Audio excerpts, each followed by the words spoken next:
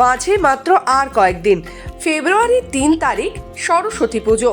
প্রতিমা শিল্পীদের কাছে প্রতিমা তৈরি বরাত এসেছে ভালো, কিন্তু তবুও মলিন মুখ প্রতিমা শিল্পীদের। মাঝে মাত্র আর ৬ দিন, তারপরেই সরস্বতী পুজোয় মেতে উঠবে ভারতবাসী।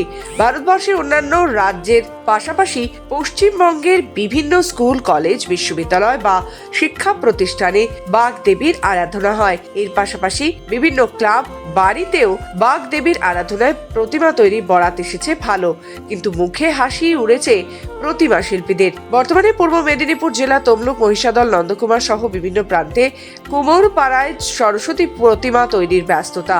কোথাও চলছে প্রতিমার রঙের কাজ, আবার কোথাও দেওয়া হচ্ছে মাটির প্রলেপ। কিন্তু জেলা জুড়ে প্রতিমা শিল্পীদের প্রতিমা তৈরির ব্যস্ততা চোখে পড়লেও তাদের মুখের হাসি একেবারেই উড়ে গেছে।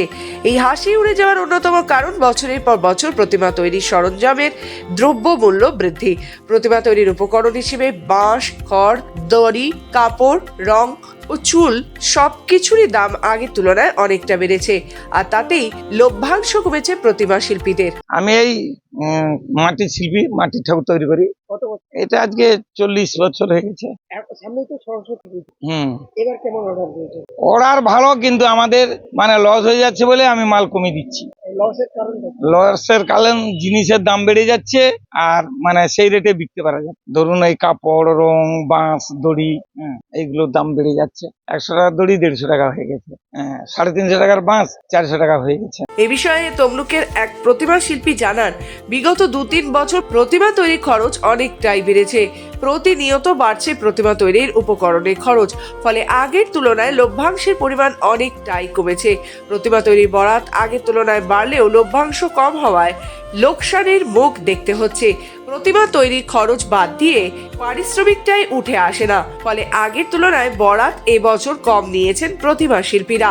অর্ডার আগের তুলনায় একটু বেটার হচ্ছে, কিন্তু কম্পিটিশন মার্কেটের জন্য খরচ অনেক বেশি, সেই কারণে রেট পাওয়া যাচ্ছে না।